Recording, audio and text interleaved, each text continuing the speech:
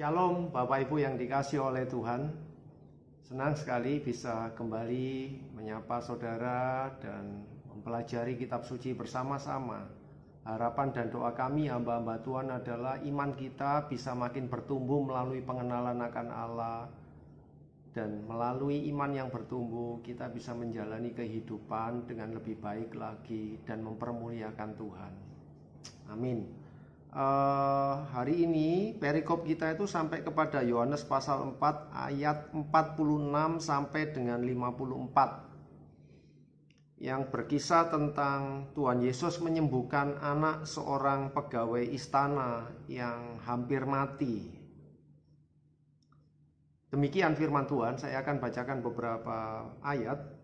Maka Yesus kembali lagi ke Kana di Galilea, di mana ia membuat air menjadi anggur. Dan di Kapernaum ada seorang pegawai istana, anaknya sedang sakit. Ketika ia mendengar bahwa Yesus telah datang dari Yudea ke Galilea, pergilah ia kepadanya lalu meminta supaya ia datang dan menyembuhkan anaknya, sebab anaknya itu hampir mati. Maka kata Yesus kepadanya, "Jika kamu tidak melihat tanda dan mukjizat, kamu tidak percaya." Pegawai istana itu berkata kepadanya, "Tuhan, datanglah sebelum anakku mati."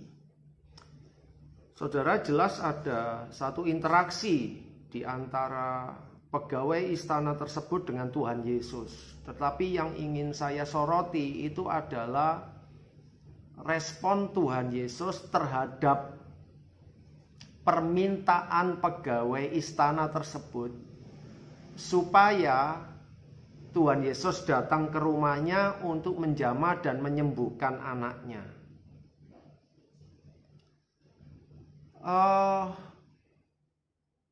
Orang ini datang dengan iman, saudara, dengan iman. Tetapi ada tetapinya. Dia percaya memang bahwa Tuhan Yesus sanggup untuk menyembuhkan anaknya, asalkan Tuhan Yesus itu datang langsung ke rumahnya menjamah anak tersebut. Tanpa itu, dia tidak percaya Tuhan Yesus bisa melakukannya. Nah, merespon akan permintaan ini, Tuhan Yesus itu menjawab dengan satu kalimat. Dikatakan demikian, "Jika kamu tidak melihat tanda dan mukjizat, kamu tidak percaya." Nah, ini menarik saudara, sebab kata "kamu" yang dipakai oleh Tuhan Yesus pada bagian ini itu ternyata ditulis dalam bentuk jamak, bukan tunggal.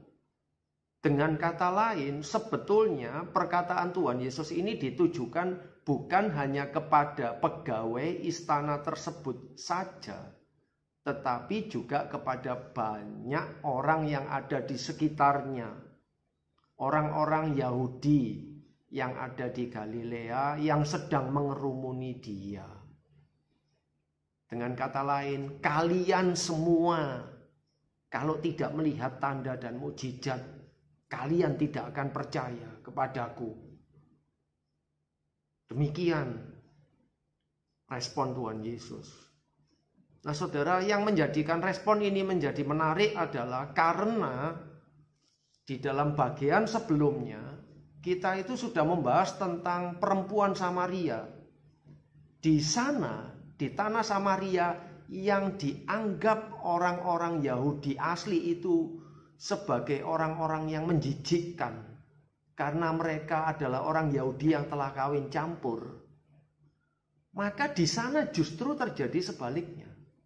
Tuhan Yesus tidak melakukan satu mukjizat pun, hanya mengajarkan pengajarannya, dan hasilnya apa? Mari kita lihat ayat 42. Dan mereka berkata kepada perempuan itu, "Kami percaya, tetapi bukan lagi karena apa yang kau katakan, sebab kami sendiri telah mendengar dia dan kami tahu bahwa dialah benar-benar Juru Selamat dunia." Saudara perhatikan, tanpa mukjizat, hanya mengajar semua orang Samaria atau sebagian besar orang Samaria itu menjadi percaya Yesus juru selamat dunia. Padahal mereka orang Yahudi campuran dan hanya percaya 5 Taurat Musa. Sementara orang Galilea percaya kepada seluruh perjanjian lama. Informasi mereka tentang Yesus di dalam perjanjian lama, tentang Mesias, harusnya jauh lebih banyak, jauh lebih mengerti. Tetapi faktanya mereka lebih meminta tanda dan mukjizat. Tanpa tanda dan mukjizat, mereka tidak mau percaya kepada Tuhan Yesus. Melalui uraian firman Tuhan di atas, kita bisa melihat secara langsung bahwa Tuhan Yesus jauh lebih respect terhadap iman percaya orang-orang Samaria daripada iman dari orang-orang Galilea. Meskipun orang-orang Samaria tidak pernah melihat tanda dan mukjizat, dan orang-orang Samaria, orang-orang Galilea itu menuntut tanda dan mukjizat. Dan ini mengingatkan kita atas perkataan Tuhan Yesus kepada Thomas yang berbunyi demikian. Kata Yesus kepada Thomas, "Karena engkau telah melihat aku, maka engkau percaya. Berbahagialah mereka yang tidak melihat, namun percaya."